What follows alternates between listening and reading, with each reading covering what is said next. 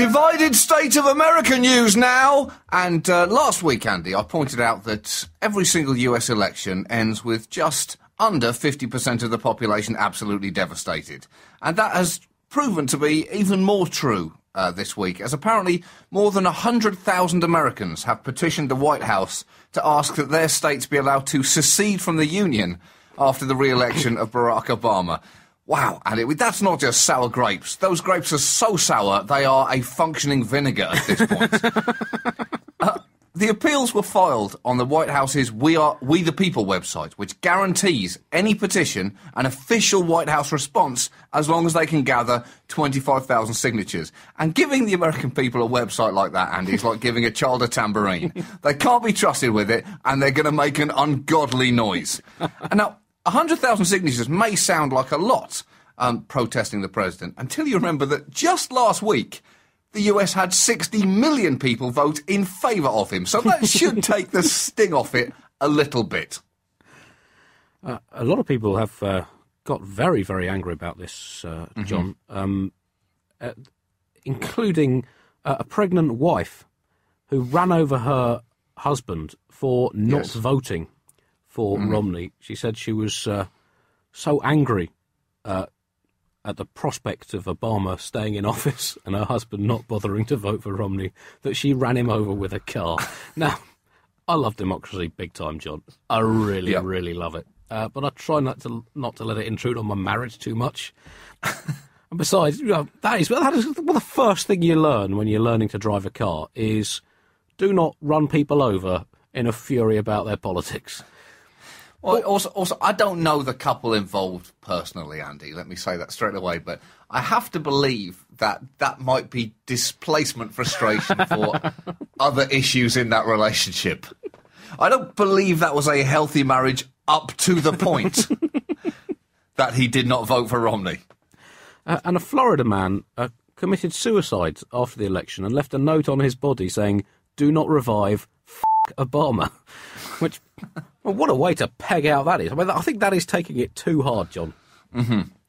Well, most of the 20 states with petitions for secession voted for Republican Mitt Romney, I guess, unsurprisingly. And the Texas petition has already reached the 25,000 signature mark, at which point the White House promises a response. And it must be very tempting indeed for them to respond, "All right, off then." I mean, that is the kind of temptation I would definitely not be able to resist. And I guess that's one of the many reasons that I am not in politics. In response to some of this madness, other people in Texas have tried to go a different way. Because while Texas is petitioning to secede from the Union, Austin, Texas is petitioning to secede from Texas itself. Their official petition states, "We petition the Obama administration to peacefully grant the city of Austin, Texas, to withdraw from the state of Texas and remain part of the United States."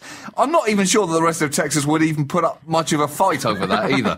And the petition goes on to say, "Austin, Texas continues to suffer difficulties stemming from the lack of civil, religious and political freedoms imposed upon the city by less liberally minded Texans.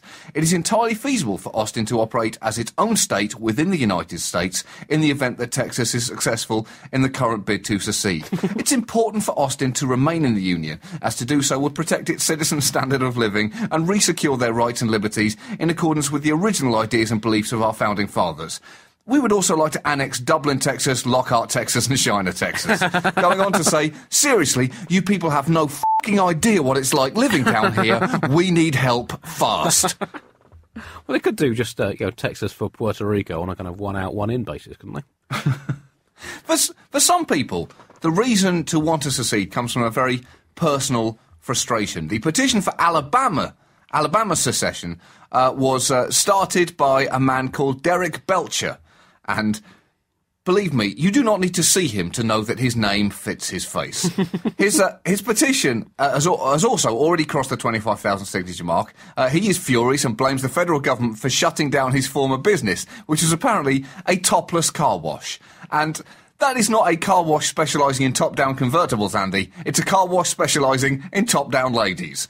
It was apparently a successful business in Mobile, Alabama, until he was arrested and charged with obscenity in 2001. He said, "The government ripped my business away, and now they're choking America to death with rules and regulations."